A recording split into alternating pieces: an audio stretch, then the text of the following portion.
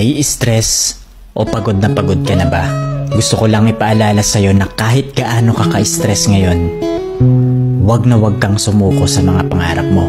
Kailangan mong tandaan parati na magtiwala ka sa progress na nangyayari sa buhay mo. Kahit alam ko na minsan sobrang hirap at sobrang nakakapagod na din talaga. Magtiwala ka sa kakayahan mo.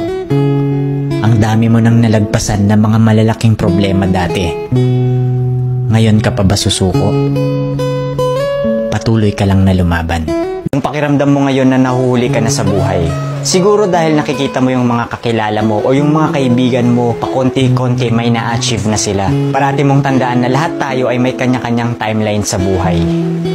Hindi ka nahuhuli at hindi ka rin naman nauuna.